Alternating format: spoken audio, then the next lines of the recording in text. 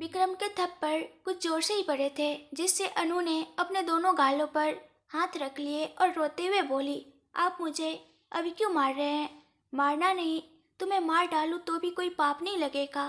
तुम कैसी हो यह जानने के लिए मैं अपना बोरिया बिस्तर समेटकर सब कुछ छोड़कर तुम्हारे पास आया, और तुम उल्टा मुझसे पूछ रही हो कि मैं यहाँ क्यों आया, मेरे पास क्यों आए? विक्रम ने गुस्से से कहा। ज्यादा खा लिया है क्या, जो हजम नहीं हो रहा? अनु ने सवाल किया। आप क्यों आए हैं इससे मुझे क्या, मेरे पास मत आइए, और आपको मुझे मारने का क्या हक है? विक्रम ने भौहें चढ़ाते हुए पूछा। क्या मतलब, क्या हक? अनु ने फिर से पूछा। हाँ, आप कौन होते हैं मुझे मारने वाले? आप मेरे क्या लगते हैं? बस इस बार गुस्से में विक्रम ने अनु पर हाथ उठाया ही था कि उसे लगा कि कहीं वह मर ही न जाए। अपना सारा गुस्सा उसने पास ही रखी टेबल पर निकाल दिया। टेबल टूटकर बिखर गई और उसकी आवाज़ सुनकर जय घर के अंदर दौड़ता हुआ आया और विक्रम से पूछा, क्या हुआ रे? विक्रम ने झुंझुलाते हुए कहा, क्या होगा, वही रोज रोज की बातें, शुरू से यही तमाशा चलता आ रहा है। फिर जय ने अनु से पूछा, क्या हुआ अनु? विक्रम ने फिर गुस्से से कहा, हाँ तेरा सत्यानाश हुआ। अनु क्या हुआ पूछने से ही सब कुछ पता चल जाता तो हमें इतनी तकलीफ ही क्यों होती? कुछ पूछो तो रोने बैठ जाती हो। तुम्हें आदत पड़ गई है, बस मेरे बारे में कोई क्यों नहीं सोचता कहने की? अनु ने गुस्से में जय की तरफ देखते हुए कहा, मैंने पहले ही कहा था कि यहाँ नहीं रहूँगी। भैया तुमने मुझे यहाँ सिर्फ इसलिए बुलाया ताकि तुम्हारा दोस्त मुझे मारे। तो विक्रम ने कहा, तुम्हारा गुस्सा मुझ पर है ना, तो मुझ पर निकालो, उसे क्यों दोष दे रही हो? अनु ने दृढ़ता से कहा, मुझे किसी की जरूरत नहीं, मुझे किसी से बात करने की भी जरूरत नहीं। जब किसी के साए में रहेंगे तो यही होगा, लोगों से टकराव होगा। मैं अपनी ज़िंदगी खुद जीऊँगी, लेकिन मुझे ज़बरदस्ती यहाँ खींचकर क्यों ले आए? मैं यहाँ नहीं रहूँगी, मैं अपने घर वापस जा रही हूँ। विक्रम ने भावनाओं से बहकर कहा, इतने सालों बाद तुम्हें तुम्हारे अपने मिले हैं, क्या सच में तुम सबको छोड़कर चली जाओगी? ठीक है, मैं तो तुम्हारी गिनती में आता नहीं, लेकिन ये तुम्हारा भाई है, ये आंटी अंकल तुम्हारे मम्मी पापा जैसे हैं, तुम इन्हें भी छोड़ दोगी? कहाँ जाओगी? अनु बोली, यह मेरा फैसला है, मैं जहाँ चाहूँ वहाँ जाऊँ, तुम्हें क्यों फर्क पड़ता है? अरे तू एक बार बाहर तो जा। विक्रम ने गुस्से से जय की ओर इशारा किया। वो पहले से ही बहुत कमजोर है, मत मारो उसे। जय ने अपनी बहन के लिए सहानुभूति से बड़ी आवाज में कहा और वहाँ से चला गया। फिर विक्रम अनु की तरफ देखकर बोला, और क्या चाहिए तुम्हें? अच्छा, फिर अपने भाई, मौसा और मौसी को भी छोड़कर चली जाओगी? वो तुम्हारे लिए कोई नहीं है, बताओ? अनु की आंखों में आंसू आ गए और वो बोली, वे कोई भी हो, मुझसे कोई मतलब नहीं, मेरा कोई नहीं है। विक्रम ने आश्चर्य से पूछा, यह क्या कह रही हो? तुम कभी ऐसा नहीं कहती थी। अनु ने दुखी होकर कहा, और क्या कहूँ, मेरी तकलीफ किसी को नजर ही नहीं आती। तो विक्रम बोला, सब सो चुके हैं, अब तुम भी सो जाओ, सुबह बात करेंगे। अनु ने उदासी से कहा, सुबह क्या बात करनी है? जब सब मुझे छोड़ ही देंगे तो मैं कहीं भी चली जाऊंगी, सब मुझे छोड़ देंगे। कौन छोड़ रहा है तुम्हें? छोड़ तो चुके हैं, कब का छोड़ दिया। अब मैं हूँ या नहीं, किसी को क्या फर्क पड़ता है? विक्रम ने चिंतित होकर कहा, ऐसा मत कहो अनु। अनु रोते हुए बोली, तो फिर क्या कहूँ? मेरे पास सब कुछ होते हुए भी कुछ नहीं है, मेरा कोई नहीं है। अब सो जाओ, सुबह बात करेंगे। विक्रम ने शांत स्वर में कहा, मुझे कोई बात नहीं करनी। अनु ने सिसकते हुए कहा। तो विक्रम ने गहरी सांस लेते हुए कहा, ठीक है, पर अब सो जाओ। फिर विक्रम ने जो कब से धैर्य रखे था, अचानक अनु को गले लगा लिया और 2 मिनट तक वैसे ही पकड़े रखा और कहा, लव यू। जैसे ही विक्रम ने अनु को गले लगाया, उसे बेबी मूवमेंट पूरी तरह से महसूस हुआ, लेकिन विक्रम को इसका अंदाजा नहीं था। जैसे ही बच्चे की हलचल विक्रम के स्पर्श से अनु को महसूस हुई, वह खुद को रोक नहीं पाई और रोने लगी। वह बस विक्रम की बाहों में समा गई और जी भर के रोई। विक्रम ने उसे रोते देख पूछा, क्यों रो रही हो? अनु ने हल्का सा सिर हिलाया। क्या दर्द हो रहा है? उसने उसके गाल पर हाथ रखकर पूछा। मारोगे तो दर्द तो होगा ही ना, अनु ने जवाब दिया। पास में रखी पानी की बोतल उठाकर अनु के हाथ में देते ही अनु थोड़ा पानी पीकर बिस्तर पर बैठ गई। अनु के बिस्तर पर बैठते ही विक्रम अनु के पैरों के पास नीचे बैठ गया और बोला, प्लीज़ अनु, अब तो हमारी शादी के लिए मान जाओ। सच में मैं तुमसे यह कभी नहीं पूछूंगा कि तुम्हारे पेट में पल रहे बच्चे का पिता कौन है। मैं उसे अपने बच्चे की तरह पालूंगा, प्लीज़। जय ने वैसे भी कह दिया है ना कि तुम्हारी शादी हो चुकी है और तुम्हारे पति दूर रहते हैं। हम दोनों भी यही बात कह देंगे। प्लीज़ अनु, अब मुझे दूर मत करो। मैं तुमसे दूर रहकर जी नहीं सकता। तुम्हारे लिए ही मैं अमेरिका से वापस आ गया हूँ। प्लीज़ अनु, अब तो मुझे समझ लो। ऐसा कहकर विक्रम ने अनु के हाथ पकड़ लिए और बहुत ही विनती भरे स्वर में उससे प्रार्थना की। क्यों विक्रम जी, मैं मना कर रही हूँ, फिर भी आप किसी और के बच्चे को अपना बच्चा क्यों कहना चाहते हैं? आप चाहे तो बहुत सी लड़कियाँ आपके लिए कतार में खड़ी हो जाएगी, ऐसी लड़की जिसके कोई संस्कार न हो। क्या तुम्हें वैसी ही चाहिए? अनु ने कहा, तुम्हारी सच्चाई हमें तभी पता चलेगी जब तुम अपना मुंह खोलोगी, वरना हम क्या सच माने और क्या झूठ हमें कैसे पता चलेगा? जब तक तुम नहीं बताओगी मैं कैसे जानूं कि क्या हुआ? लेकिन फिर भी चाहे कुछ भी हो, तुम कुछ कहो या ना कहो, मैं तुमसे शादी करने के लिए तैयार हूँ। फिर भी तुम मेरी बात नहीं मानोगी, है ना? तो अनु बोली, मुझे तुमसे कोई लगाव नहीं है। मैं अपनी कोख में किसी और का बच्चा पाल रही हूँ, तो फिर मैं तुमसे शादी कैसे कर सकती हूँ? ठीक है, अगर ऐसा है तो मुझे उस बच्चे के पिता का नाम बताओ। उसे लाकर तुम्हारी शादी उससे करा दूंगा। यह मेरा फैसला है। मैं जिससे चाहूँगी शादी करूँगी, अपने बच्चे को जन्म दूंगी और खुद पालूंगी। तुम्हें इससे क्या मतलब? तुम्हारे हर बार तुम्हें इससे क्या मतलब कहने पर मेरा खून खौल उठता है। अगर कोई और होता तो उसे अब तक खत्म कर चुका होता, लेकिन तुम्हें कुछ भी नहीं कर पा रहा हूँ। आखिर तुम इतनी जिद्दी कैसे हो सकती हो? तुम्हारी माँ ने तुम्हें किस मिट्टी से गढ़ा है? तुम्हें जरा सा भी एहसास नहीं होता कि तुम एक लड़की हो। अगर मेरी जिद तुम्हें पता है तो फिर भी मेरे पीछे पड़ना तुम्हारी मूर्खता है। कितनी बार कह चुकी हूँ कि मेरी बात मानो, लेकिन तुम समझते ही नहीं। क्या तुम्हें लगता है कि ऐसा करना सही है? बहुत अच्छा लग रहा है, लेकिन अब क्या करोगी? कह रही हो कि मुझसे शादी नहीं करोगी, अपने पेट में पल रहे बच्चे के पिता का नाम भी नहीं बताओगी और अपनी मर्जी से जिंदगी जियोगी। बस यही चाहती हो। विक्रम की इन बातों का कोई जवाब दिए बिना अनु चुपचाप खड़ी रही। सही है, वैसे ही बनी रहो। इस विक्रम ने इतने दिनों तक कुछ नहीं किया, इसलिए तुम इतनी निडर बनी हुई हो, है ना? वैसे ही बनी रहो। अब से मैं तुम्हें दिखाऊंगा कि मेरा खेल क्या होता है। जब तक मुझे सच्चाई का पता नहीं चल जाता, तब तक मैं तुम्हारे पीछे नहीं आऊँगा। अब से दोबारा तुमसे पूछूंगा भी नहीं।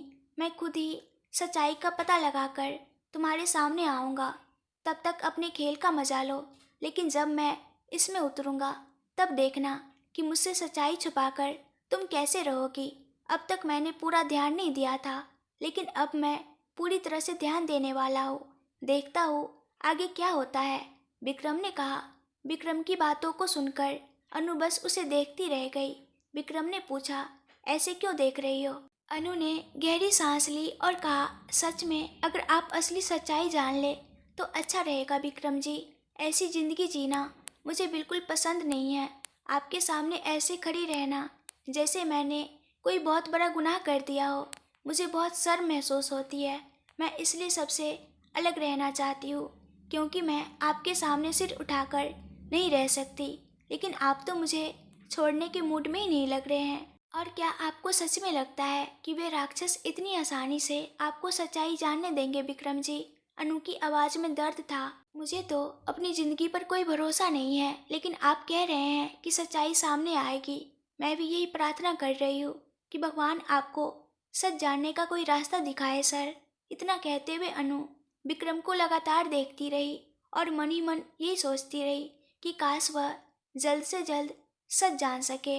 विक्रम मुस्कुराया और हल्के से बोला, पहले भी तुम मुझे बस यूं ही देखकर घायल कर चुकी हो, अब फिर से क्या लूटने की कोशिश कर रही हो? अनु ने मासूमियत से पूछा, देखना भी गुनाह है क्या मेरा? गुनाह ही है, 100% गुनाह। इस तरह देखकर मर्द की जिंदगी को आप जैसे लोग नर्क बना देते हैं। ऊपर से जब प्रपोज कर शादी की बात आई तब जो बड़ा ट्विस्ट दिया तुमने, उसका अंदाज़ा भी है तुम्हें। मेरी ज़िंदगी में ऐसा मोड़ ला दिया जिसकी मैंने कल्पना भी नहीं की थी। मेरी ज़िंदगी से खेल रही हो तुम, है ना? चाहे तुम जितनी भी मुश्किलें खड़ी कर दो, मैं तुम्हें छोड़ूंगा नहीं। सच सामने आने दो अनु। जिस दिन सच्चाई खुलेगी उस दिन तुम्हें कोई भी नहीं बचा पाएगा, ये प्रेगनेंसी भी नहीं। कहते हुए विक्रम ने अनु के पेट पर उंगली रखकर इशारा किया। विक्रम की बातों से अनु का दिल जोरों से धड़कने लगा, लेकिन ऊपर से खुद को संभालते हुए उसने हिम्मत जुटाकर पूछा, असल में आप करना क्या चाहते हैं विक्रम सर? हाँ, तुम्हारी पूछते ही हम सब बताते क्या? जब हम पूछते हैं तो तुम कुछ नहीं बताती, फिर हम क्यों बताएं? बैठ जाओ चुपचाप। सच जिस दिन सामने आएगा उस दिन मैं तुमसे ही सुन लूँगा। उसके बाद जो करना हो कर लेना। विक्रम की बातें अनु के दिल में किसी बड़े धमाके की तरह गूंजने लगी। हे भगवान, ये ऐसे क्यों बातें कर रहे हैं? अगर इन्हें सच में सब कुछ पता चल गया तो फिर ये मेरे साथ क्या करेंगे? अनु के मन में डर घर कर गया। विक्रम ने गुस्से से चिल्लाया, और कब तक खड़ी रहोगी? बैठ जाओ। अभी तक तो मुझे गले से लगा कर रखा था, अब देखो कैसे मुझ पर गुस्सा निकाल रहे हैं। अनु ने सोचा और फिर कहा, एक दिन आएगा विक्रम सर जब आपको भी सब कुछ समझ आएगा। आप मुझ पर जितने इल्ज़ाम लगा रहे हैं उस दिन हिसाब बराबर कर लूँगी। अगर ऐसा ना कर पाई तो फिर मुझसे पूछिएगा। इतना कहकर अनु विक्रम को गुस्से से घूरने लगी तो विक्रम और ज़्यादा तिलमिला उठा। तुम मुझे गुस्से से घूरकर कुछ नहीं बिगाड़ सकती। पहले ये बताओ कुछ खाया भी है कि नहीं? अनु ने नाराज होकर कहा। मैं खाऊं या ना खाऊं इससे आपको क्या फ़र्क पड़ता है? और सबसे पहले तो आप यहाँ से चले जाइए। अरे मैं कहीं नहीं जा रहा। जिस दिन सच मेरे सामने आएगा उस दिन इस घर का दामाद भी मैं ही बनूंगा, विक्रम ने ठोस शब्दों में जवाब दिया। विक्रम की बातें सुनकर अनु को शक होने लगा कि कहीं विक्रम को सच में सब कुछ पता तो नहीं चल गया। वो ऐसे बात कर रहा था जैसे उसे सब कुछ मालूम हो, और ऊपर से कह रहा था कि उसे कुछ भी नहीं पता। ये क्या हो रहा है? यही सोचते हुए अनु ने कहा, विक्रम सर क्या? विक्रम बेड पर बैठते हुए बोला, आपको कुछ पता चला क्या? आप इस तरह क्यों बातें कर रहे हैं? कुछ मतलब पता नहीं, आज आप कुछ अजीब अजीब बातें कर रहे हैं। मुझे समझ में नहीं आ रहा, इसलिए आपसे पूछ रही हूँ। मुझे कैसे पता चलेगा? इतने दिनों से जो भी बातें मुझे पता चलती थी वो तुमसे ही सुनकर पता चलती थी, लेकिन आज समझ में आया कि वो मेरी गलती थी। अब जिस रास्ते से भी जाना हो उसी से सब पता कर लूँगा। तुम टेंशन मत लो, बस कुछ दिन इंतजार करो, चाहे जितना भी वक्त लगे। मैं हर सच सामने लाकर तुम्हारे सामने खड़ा कर दूंगा। कहते हुए विक्रम ने जय के लाए हुए जूस के 2 ग्लास में से एक अनु को पकड़ाया। फिर जय भी कमरे में आया और अपना ग्लास लेकर पास की चेयर पर बैठ गया और जूस पीते हुए बोला, अब कैसी तबीयत है अनु? सब ठीक है ना? हाँ मैं ठीक हूँ भैया, विक्रम ने व्यंग से कहा। अपनी बहन को ऐसे ही खाना खिलाते रहना ताकि थोड़ी मजबूत हो जाए। देखो हवा चलेगी तो उड़ जाएगी। ये तो अभी खुद बच्ची है और वो तो दूसरे के बच्चे को जन्म देने को तैयार है। तुम्हें इतनी हिम्मत कैसे आई? भैया पहले इसे बाहर भेजिए, नहीं तो मैं चली जाऊंगी। देखिए ना, मुझे मार रहे हैं, गाली दे रहे हैं, ये अपनी मर्जी से कुछ भी बोल रहे हैं। ऐसे में मैं यहाँ नहीं रहूँगी। अनु ने कहा, अच्छा और कहाँ जाओगी? पैर तोड़कर दोनों को भिखारी बना दूंगा। क्या समझा है तुमने? कौन हो तुम? ये जानने से पहले ही तुम्हें पूरी तरह से अपना बना लिया था। अब तुम्हारा भाई एक तरफ मेरा साला है और दूसरी तरफ जीजा। ऐसा कहकर विक्रम अनु के उलझे हुए चेहरे को देखकर मुस्कुराया। समझ नहीं आया? विक्रम ने पूछा। अनु ने जवाब दिया, इस मिट्टी के दिमाग को ऐसी बातें क्यों समझ आएगी? खैर कॉलेज बीच में ही छोड़कर ये नौकरियाँ क्या है? पढ़ना नहीं है क्या तुम्हें? विक्रम ने पूछा। मेरी पढ़ाई से आपको क्या लेना देना? और मैं मेनका को बिना बताए यहाँ आई हूँ, ऑफिस में भी नहीं बताया। वे क्या सोचेंगे? अनु ने उदास होकर कहा।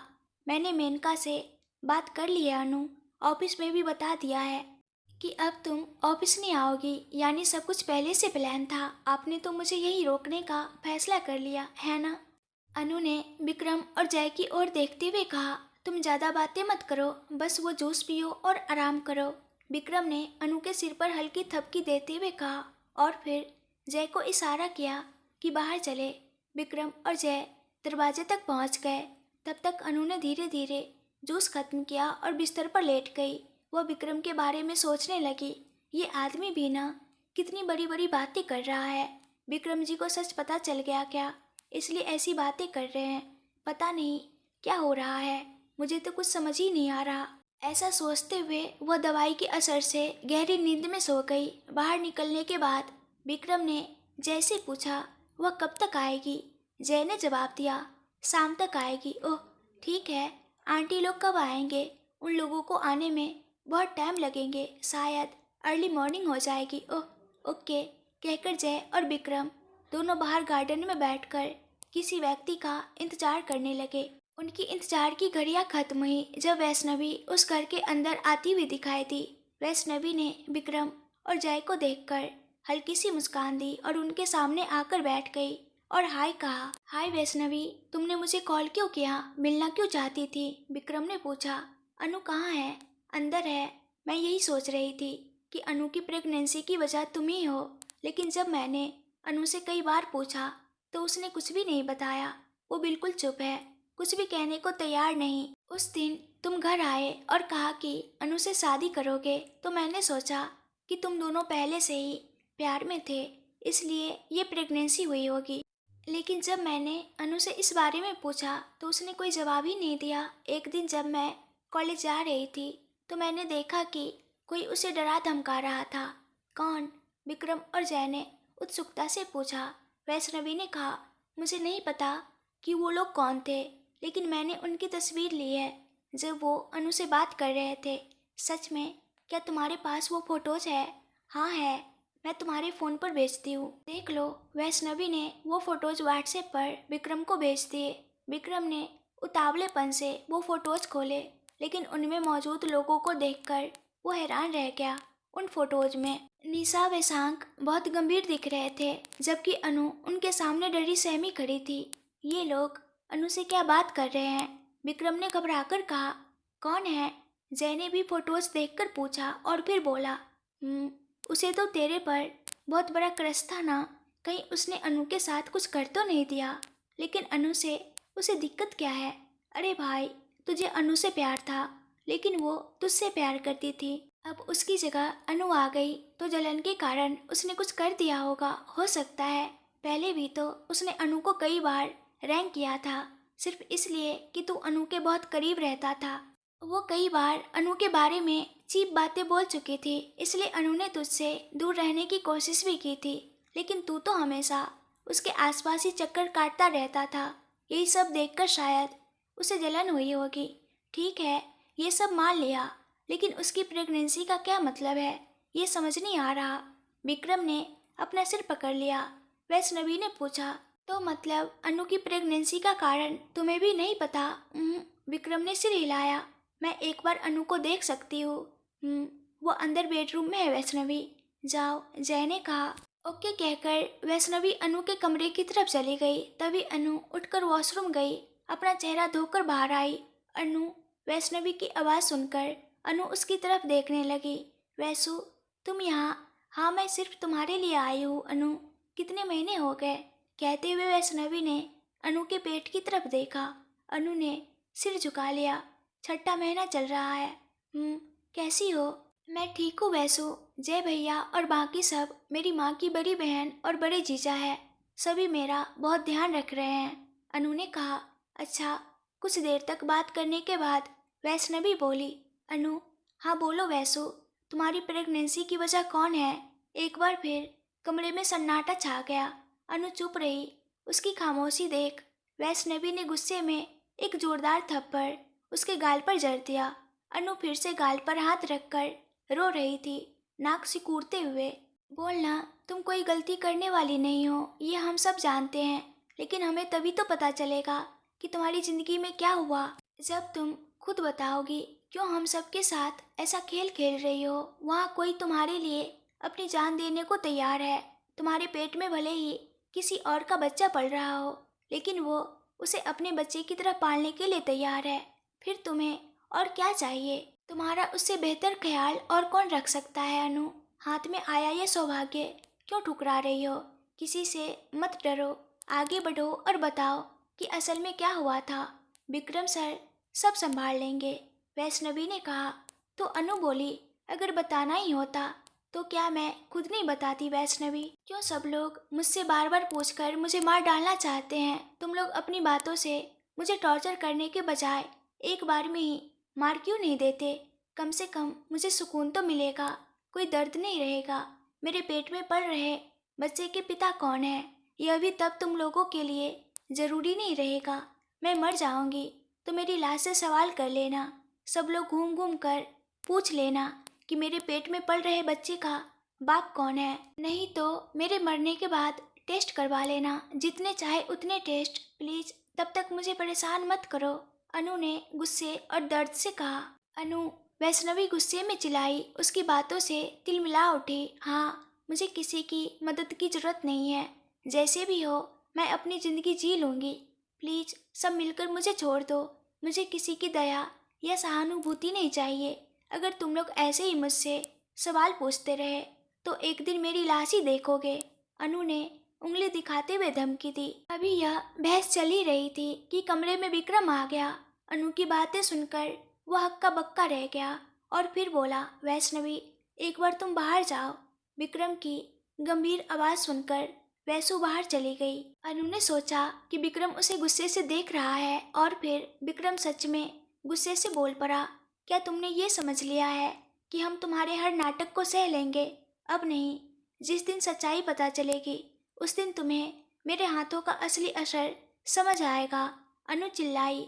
तो फिर उस दिन का इंतजार क्यों? अभी मार डालो मुझे। हर बार मुझे टॉर्चर और मारने से अच्छा है एक बार में ही खत्म कर दो। उसकी चीख सुनकर विक्रम को भी अचानक तकलीफ हुई।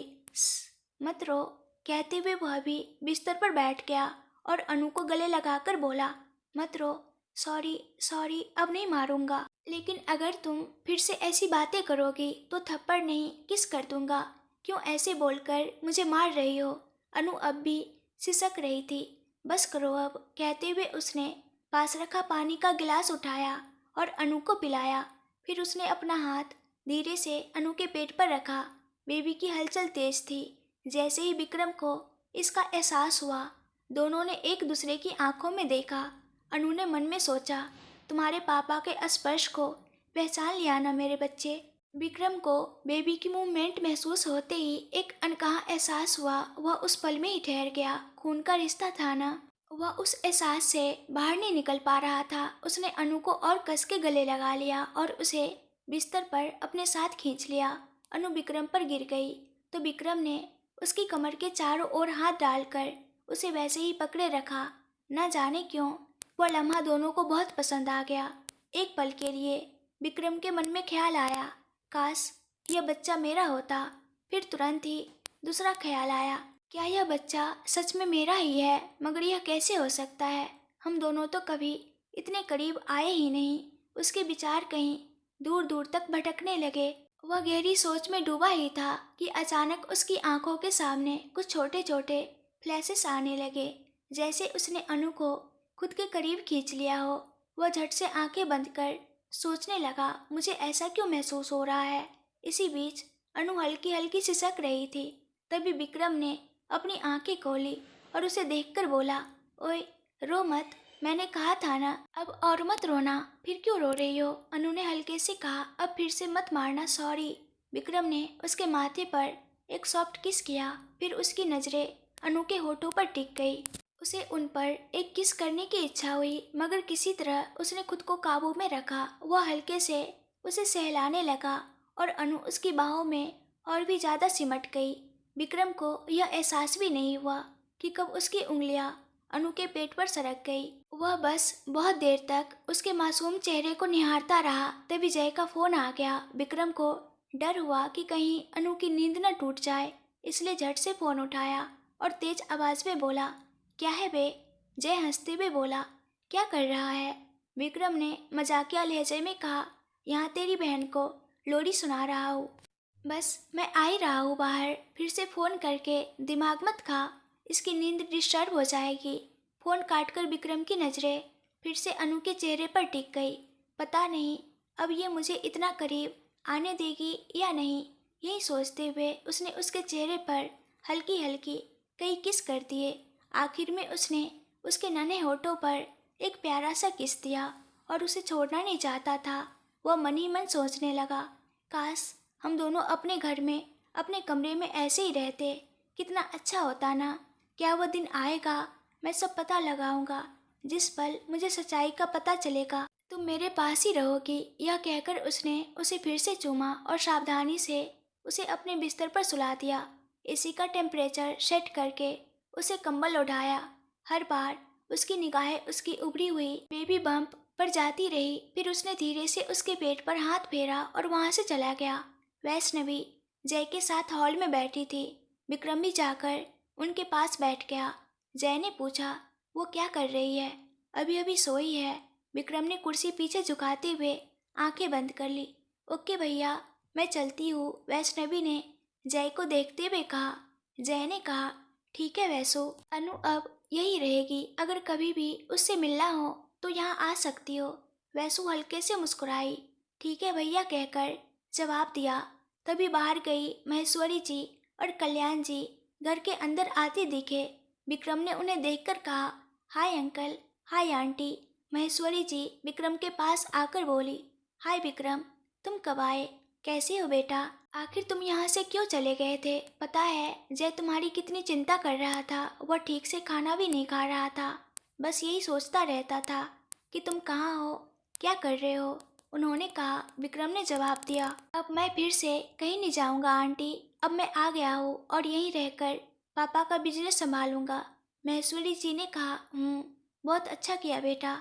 तुम दोनों बचपन से दोस्त हो, लेकिन जब तुम उसे बीच में छोड़कर चले गए थे तो वह बहुत कमज़ोर हो गया था। अब दोबारा उसे छोड़कर मत जाना। ठीक है आंटी। महेश्वरी जी ने फिर वैष्णवी को देखकर पूछा, ये लड़की कौन है? जय ने जवाब दिया, माँ ये अनु की बहन है, मूर्ति बाबू की बेटी। महेश्वरी जी को पहले से ही इस बारे में जानकारी थी, तो उन्होंने वैष्णवी से कहा, कैसी हो बेटी? फिर अनु के बारे में पूछने लगी। वो कैसी है? उसने खाना खा लिया, जूस पिया, दवाई ली। उन्होंने जैसे 100 सवाल पूछे और फिर अनु को देखने के लिए उसके कमरे में चली गई। कल्याण जी बोले, तुम्हारी माँ को बेटी न होने की जो कसक थी वो अब पूरी हो गई। जब से अनु यहाँ आई है, मैंने उनकी आंखों में जो खुशी देखी है उससे मुझे बहुत अच्छा लग रहा है। जय ने कहा, सच में। महेश्वरी जी अनु के कमरे में गई। उसे आराम से सोता देख उसके माथे पर प्यार से एक किस किया और फिर बाहर आ गई। महेश्वरी जी ने पूछा, जय अनु को महीने पूरे हो रहे हैं, अनु के पति कब घर आएंगे? वह अभी अभी तो गए थे माँ, उसे आने में काफ़ी समय लगेगा। फिर भी हम है ना अनु का ध्यान रखने के लिए। जय ने विक्रम को देखते हुए कहा, ठीक ही कह रहे हो। विक्रम, वैष्णवी, आओ तुम लोग खाना खा लो। वैष्णवी ने कहा, नहीं बड़ी माँ, मैं घर जा रही हूँ, माँ मेरा इंतज़ार कर रही होगी। ठीक है बेटी, लेकिन अगली बार ज़रूर खाना पड़ेगा, ओके? उन्होंने मुस्कुराते हुए कहा। जी बड़ी माँ कहकर वैष्णवी ने कल्याण और महेश्वरी जी का आशीर्वाद लिया और कहा, अनु का ख्याल रखना। बड़ी माँ मैं चलती हूँ। विक्रम भी बोला, आंटी मैं भी फिर कभी खाना खा लूँगा, अभी मुझे ज़रूरी काम से बाहर जाना है। हाँ मम्मी, मुझे भी कुछ काम है, हम दोनों बाहर जा रहे हैं, मैं लौट कर खा लूँगा। जय ने कहा और दोनों कार लेकर बाहर निकल गए। अब क्या करने का प्लान है? जय ने पूछा। पहले निशा से शुरू करना होगा। असल में क्या हुआ था यह पता लगाना ज़रूरी है, उसके बाद ही खेल शुरू करेंगे। पहले देखना होगा कि वह कहाँ है। विक्रम ने गंभीरता से कहा। ठीक है भाई, जय ने जवाब दिया और निशा का पता लगाने की कोशिश शुरू कर दी। जब निशा का नंबर ट्रेस किया तो पता चला कि वो पब में है। अब उसे अपने काबू में लेना होगा और उससे सच कैसे उगलवाना है ये सोचना पड़ेगा। विक्रम मन ही मन विचार कर रहा था। जय ने कहा, अरे अभी वो पूरी तरह से नशे में धुत होकर पड़ी होगी, उसे होश में रहने वाले दिन पर देख लेंगे। तू अभी घर जा, बहुत देर हो गई है। ठीक है कहकर विक्रम घर चला गया, लेकिन उसे नींद नहीं आई। निशा ने आखिर किया क्या होगा? अनु उसे देखकर इतनी डर क्यों रही थी और ये वैशाख कहाँ से आ गया? वो निशा के साथ कैसे मिल गया?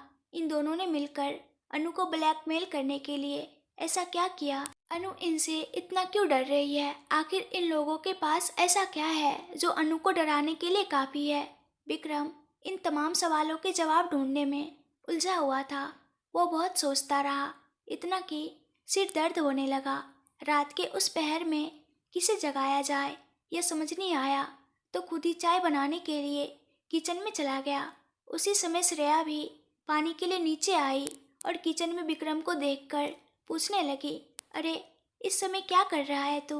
विक्रम ने चाय कप में डालते हुए जवाब दिया, थोड़ा सिर दर्द हो रहा था, तुम सबको डिस्टर्ब नहीं करना चाहता था, इसलिए खुद ही चाय बना रहा हूँ। श्रेया ने उसे घूरते हुए कहा, अनु के बारे में सोच रहा है ना, वरना ऐसा सिर दर्द क्यों होगा? विक्रम बस कहकर चुप हो गया। श्रेया ने गुस्से में कहा, अरे उसे भूल जा, अब आगे बढ़। विक्रम की आंखों में दर्द उभर आया। उसने धीरे से कहा, उसे भूल जाना मतलब मेरी जान चली जाना। यह सुनकर श्रेया को कुछ कहने के लिए शब्द नहीं मिले। वह चुपचाप अपने कमरे में चली गई। विक्रम भी चाय पीकर हॉल में कुछ देर रिलैक्स किया और फिर सोने चला गया। अगले दिन विक्रम थोड़ी देर से उठा, मन अजीब सा बेचैन था। पहली बार उसे मंदिर जाने की इच्छा हुई। वैसे भी घर में कोई नहीं था। वह जल्दी से तैयार होकर अकेला ही मंदिर चला गया। यह साईं बाबा का मंदिर था। विक्रम ने पहले पैर धोए, फिर मंदिर की परिक्रमा की और बाबा की मूर्ति के सामने फूल चढ़ाकर हाथ जोड़ लिए। आंखें बंद करके मन ही मन प्रार्थना करने लगा। मेरी जिंदगी में मैंने कभी कुछ नहीं मांगा, लेकिन आज पहली बार मांग रहा हूँ। मुझे अनु चाहिए बाबा। मुझे पता चलना चाहिए कि उसकी ज़िंदगी में क्या हुआ है, प्लीज़ बाबा। प्रार्थना के बाद उसने आंखें खोली, नारियल फोड़ा और मंदिर के पास बनी सीढ़ियों पर जाकर शांति से बैठ गया।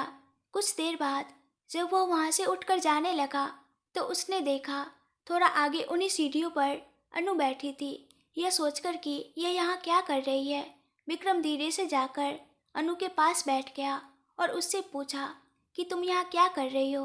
विक्रम की बात सुनकर अनु एक बार चौंक गई और यह देखने के लिए कि कौन है, उसने इधर उधर देखा तो उसे विक्रम दिखाई दिया। उसने धीरे से सांस ली और कहा कि मैं मंदिर आई हूँ विक्रम जी, मुझे पता है, इसलिए पूछ रहा हूँ कि तुम यहाँ क्यों आई हो। लोग मंदिर क्यों आते हैं? मन की शांति के लिए आई हूँ। घर पर रहते हैं तो कोई डांट रहा है, कोई मार रहा है, तो और क्या करूँ। यहाँ आने से मुझे और मेरे बच्चे को थोड़ी शांति मिलती है, इसलिए आई हूँ, अनु ने कहा। विक्रम ने तंज कसा, ऐसा दिखा रही हो जैसे हमने तुम्हें जानबूझकर सताया हो। अनु बोली, आप लोगों का काम ही यही है। विक्रम ने कहा, तुम्हारी इन बातों की कोई कमी नहीं है, लेकिन धूप बहुत तेज हो रही है। चलो तुम्हें घर के पास छोड़कर मैं निकल जाऊंगा, मैं आपके साथ नहीं आऊंगी। अनु ने मना कर दिया, देखो अगर जबरदस्ती खींचकर ले गया तो हड्डियां टूट जाएंगी। जो भी सोच रही हो दिमाग से निकाल दो और चुपचाप चलो। कहते हुए विक्रम ने अनु का हाथ पकड़ा, उसे धीरे से उठाकर खड़ा किया और अपने साथ बाहर ले आया। मैं आपके साथ नहीं आऊंगी। क्या आपको मेरी बात समझ नहीं आ रही? मुझे क्यों परेशान कर रहे हैं? आप चले जाइए, मैं खुद ऑटो से चली जाऊंगी। अनु ने रोते हुए कहा, अरे मैं भी मानसिक शांति के लिए ही मंदिर आया था और अब मेरी बच्ची कुछ ही शांति भी। तुम ऐसे बर्ताव कर रहे हो जैसे तुम्हें जबरदस्ती ले जाना चाहते हैं। प्लीज चिल्लाओ मत, यहाँ सब हमें ही देख रहे हैं, विक्रम ने कहा। लेकिन अनु ने विक्रम के हाथों से खुद को छुड़ाते हुए कहा, मैं नहीं आऊँगी। तभी, अरे वो बुला रही है ना, चली जाओ, जाने में क्या परेशानी है। आज इसके साथ चली जाओ, कल किसी और के साथ चली जाना, तुम्हारी ज़िंदगी तो यही है ना। रत्ना की आवाज़ सुनाई दी। उसकी बात सुनते ही विक्रम ने रत्ना की ओर घूर कर देखा तो रत्ना ने व्यंग से कहा, और क्या, हर दिन किसी न किसी के साथ घूमती हो, मज़े करती हो, तुम्हारी ज़िंदगी तो मस्त चल रही है ना। विक्रम गुस्से से बोला, शब्दों की मर्यादा रखो, नहीं तो उम्र में बड़े हो इसका भी लिहाज नहीं करूँगा, दांत तोड़ दूंगा, समझी। तू क्या करेगा लड़के? रत्ना हंसते हुए बोली, आज तेरे साथ घूम रही है, कल किसी और के साथ जाएगी, ऐसे ही है।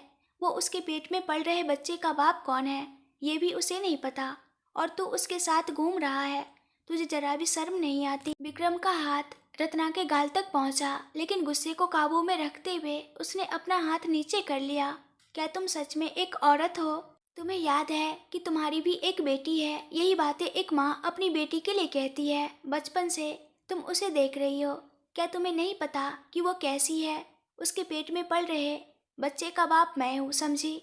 अगर दोबारा अनु के बारे में एक भी गलत बात कही या उसके बारे में गलत सोचा भी तो तुम्हें खत्म कर दूंगा, विक्रम ने गुस्से से चिल्लाकर कहा।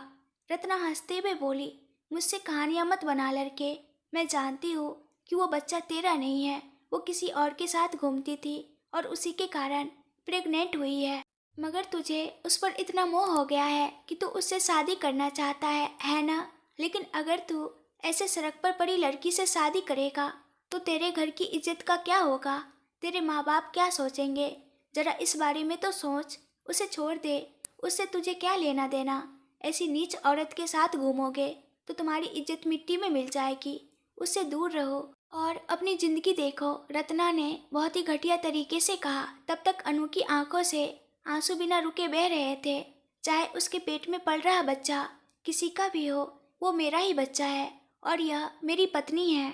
मैं कह रहा हूँ कि दोबारा उसके बारे में कुछ मत बोलिए। फिर भी आप अपनी जुबान चला रहे हैं। अगर आपने फिर से कुछ गलत कहा तो मुझे हाथ उठाना पड़ेगा। इज्जत से यहाँ से चली जाइए, विक्रम ने गुस्से से चिल्लाया। रत्ना ने अनु की तरफ गुस्से से देखा और कहा, तुमसे बाद में निपटूंगी। फिर वहाँ से चली गई। रत्ना के जाते ही विक्रम ने अपनी आंखें जोर से बंद की, अपनी मुठियाँ खोली और गहरी सांस लेते हुए अनु की तरफ मुड़ा। अनु का रो रो कर बुरा हाल हो चुका था। वह हिचकियाँ ले रही थी। अरे, वह कुछ भी बोल दे तो तुम इतना क्यों रो रही हो? तुम्हें तो पता है ना उसकी फितरत। रास्ते पर चलते हुए अगर कुत्ते भौंके तो उस पर ध्यान नहीं देते। प्लीज इस तरह मत रो, तुम्हारी सेहत के लिए अच्छा नहीं है। तुम बताओ वो कौन है? मैं सब कुछ ठीक कर दूंगा, विक्रम ने कहा। लेकिन अनु कमजोर होकर रोती रही। उफ, तुम बताओगी नहीं, यही बात है ना? मैं जानता हूँ कि तुम कुछ नहीं कहोगी, लेकिन अब बस मैं तुम्हें बार बार नहीं पूछ सकता। अनु ने कहा, कुछ ही दिन और इंतजार करो, फिर सब कुछ बता दूंगी। अभी के लिए मैं तुमसे कुछ नहीं कह सकती। विक्रम ने बिना कुछ बोले अनु को अपनी कार में बैठाया और उसे पानी की बोतल पकड़ाई। वो धीरे धीरे पानी पी रही थी, लेकिन रत्ना की बातें सुनकर उसे ऐसा लगा जैसे उसका दिल टुकड़ों में बिखर गया हो। रोने से खुद को रोकने के कारण उसके गले में दर्द होने लगा और धीरे धीरे वह दर्द हिचकियों के साथ बाहर आने लगा। जैसे जैसे दर्द बढ़ा वह उसके पेट तक फैल गया। धीरे धीरे शुरू हुए उस दर्द से वह विक्रम का नाम पुकारने लगी और तभी विक्रम ने उसे मजबूती से थाम लिया। क्या हुआ? विक्रम ने घबराकर पूछा। पेट में बहुत दर्द हो रहा है, अनु ने रोते हुए कहा। छोटी छोटी बातों को इतना बड़ा बना लेती हो।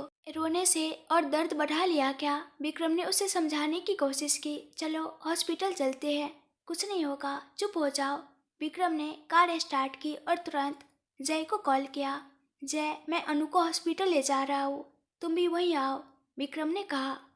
जय भी ऑफिस से सीधे हॉस्पिटल के लिए निकल गया। वो अपनी माँ को फ़ोन करने वाला था, लेकिन वहाँ की स्थिति देखकर रुक गया और सोचा कि बाद में फ़ोन करेगा।